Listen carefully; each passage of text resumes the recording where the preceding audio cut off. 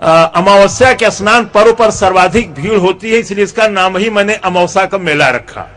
अब आप कविता देखें और आपको लगेगा कि हर बड़े मेले में भीड़ का चेहरा एक सा ही होता है। भक्ति के रंग में रंगल गांव देखा, धर्म में करम में सनल गांव देखा, अगल में बगल में सगल गांव देखा, अमावस्या नहाए चलल गांव देखा। यहू हाथे झोरा वहू हाथे झोरा, या कान्ही पर बोरी कपारे पर बोरा। कि यहू हाथे झोरा वहू हाथे झोरा, कान्ही पर बोरी कपारे पर बोरा, कमरी में केहू रजाई में केहू, कसरी में केहू दुलाई में केहू।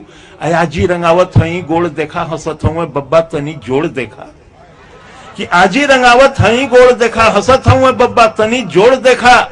घुघुटवे से पूछे पतोहिया की अय्या, गठरिया में अब का रखा ई बतैया। हर हुए लुग्गा हर हुए पूड़ी, रामायण के लगे हो मड़ुआ का ढूंढी। अचाऊ रचूरा किनारे के ओरी, अन्य का चपलवा अचारे के ओरी। अमावस्या का मेला अमावस्या।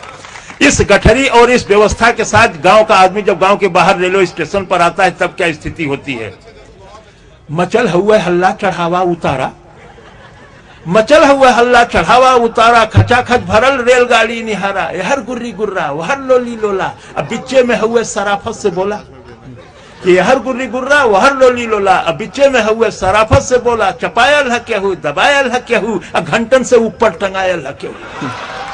कि चपायल है केहू दबायल है केहू, घंटन से ऊपर टंगायल है केहू। केहू हक्का बक्का केहू लाल पियर, केहू फनफनात हुए कीड़ा के नियर। अब बप्पा रे बप्पा ये दैया रे दैया, तनी हमें आगे बढ़ा देता भैया। कि बप्पा रे दैया तनी हमें आगे बढ़ा देता भैया। मगर केहू दर से टसकले न टसके, टसकले न टसके, मसकले न मस्के। छिड़ल हो हिताई नताई का चर्चा, पढ़ाई लिखाई कमाई का चर्चा। दरोगा का बदली करावत हो केहू, लग्गी से पानी पियावत हो केहू। अमावस्या का मेला अमावस्या।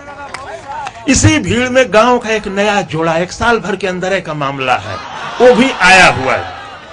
उसकी गति से उसकी अवस्था की जानकारी हो जाती है। बाकी आप आगे देखें। गुलब्बन के दुल्हन चले धीरे धीरे।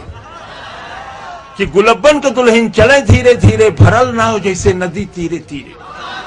कि गुलब्बन के दुल्हन चले धीरे धीरे, भरल नाव जैसे नदी तीरे तीरे। सजल देह जैसे हो गौने का डोली, हंसी हो बतासा सहद हुए बोली। देखे ली ठोकर बचावे ली धक्का, मने मन छोहारा मने मन मुनक्का। कि देखे ली ठोकर बचावे ली धक्का, मने मन छोहारा मने मन मुनक्का। फुटहरा नियर मुस्किया मुस्किया के निहारे ली मेला, सिहा के चिहा के सबे देवी देवता मनावत चले ली। नरियर पर नरियर चढ़ावत चले ली। किनारे से देखें इशारे से बोले, कहीं कहीं गांठ जोड़े कहीं गांठ खोले। बड़े मन से मंदिर में दर्शन करे ली। दूधे से शिव जी का अर्घा भरे ली। चढ़ावे चढ़ावा या गोठे शिवाला, छुअल चाहे पिंडी लटक नहीं जाला। अमावस्या का मेला अमावस्या। इसी भीड़ में गांव की दो लड़कियां शादी वादी हो जाती है, बाल बच्चेदार हो जाती है, लगभग 10-12 वर्षों के बाद मिलती हैं। वो आपस में क्या बतियाती है। यही में चंपा चमेली भेटैली। कि यही में चंपा चमेली भेटैली, या बचपन के दोनों सहेली भेटैली। ये अपन सुनावे वो अपन सुनावे, दोनों अपन गहना गदेला गिनावे। कि ये अपन सुनावे वो अपन सुनावे, दोनों अपन गहना गदेला गिनावे। अशोका बनौलू अशोका गढ़ौलू, तू जीजा का फोटो नहीं अब तक पठौलू। कि अशोका बनौलू अशोका गढ़ौलू, तू जीजा का फोटो न अब तक पठौलू। न ई उन्हें रोके न ऊ उन्हें टोके, दोनों अपने दुल्हा का तारीफ झोंके। न ई उन्हें रोके न ऊ उन्हें टोके, दोनों अपने दुल्हा का तारीफ झोंके।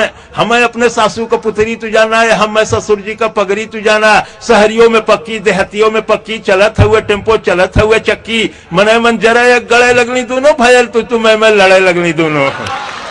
मने मन जरा गले लगनी दोनों, भयल तो मैं लड़े लगनी दोनों। असाधु छोड़ावे सिपाही छोड़ावे, हलवाई जैसे कराही छोड़ावे। अमावस्या का मेला अमावस्या का। कलौता के माई के झोरा हेरायल, अब बुद्धू का बड़का कटोरा हेरायल। कि कलौता के माई के झोरा हेरायल, अब बुद्धू का बड़का कटोरा हेरायल। टिकुलिया का माई टिकुलिया की जो है, बिजुलिया का माई बिजुलिया की जो है। मचल हुए मेला में सगरो ढूंढाई, चमेला का बाबू चमेला का माई। गुलबिया 77 निहारत चले ले, मुरहुआ मुरहुआ पुकारत चले ले। कि गुलबिया 77 निहारत चले ले, मुरहुआ मुरहुआ पुकारत चले ले। छोटकी बिटिया के मारत चले ले, बिटिया पर गुस्सा उतारत चले ले। गोवर्धन का सरहज किनारे भेटैली, बड़े मीठे रिश्ते मिलते हैं। कि गोवर्धन का सरहज किनारे भेटैली, गोवर्धन के संगे पौड़ के नहैली। घरे चलता पाहुन दही गुड़ खियाई। कि घरे चलता पाहुन दही गुड़ खियाइत भतीजा भय अलहो भतीजा दिखाई वह फेंक गठरी पर अले गोवर्धन न फिर दिखाई धर अले गोवर्धन अमौसा का मेला। अंतिम पंक्तियां हैं। परिवार का मुखिया पूरे परिवार को कैसे लेकर के आता है यह दर्द ही जानता है। जाड़े के दिन होते हैं, आलू बेच करके आया है कि गुड़ बेच करके आया है कि धान बेच करके आया है या कर्ज लेकर के आया है। मेला वापस आ रहा है, सब लोग नहा करके अपनी जरूरत की चीजें खरीदते हुए चलते चले आ रहे हैं।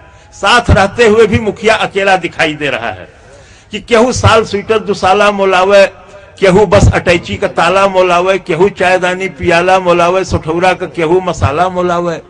नुमाइश में जाते बदल गईली भौजी, भैया से आगे निकल गईली भौजी, आयल हिडोला मचल गईली भौजी, या देखते डरामा उछल गईली भौजी। अब भैया बेचारू जोड़त हूँ खर्चा कि भैया बेचारू जोड़त हूँ खर्चा, भूलैले न भूले पकौड़ी का मरचा। अब बिहाने कचहरी कचहरी का चिंता, बहनिया का गौना मसहरी का चिंता, फटल हुए कुर्ता टूटल हुए जूता, खलिता में खाली किराया का बूता। कबो पीछे पीछे चलत जात हुए, गदोरी में सुरती मलत जात हुए, अमौसा का मेला।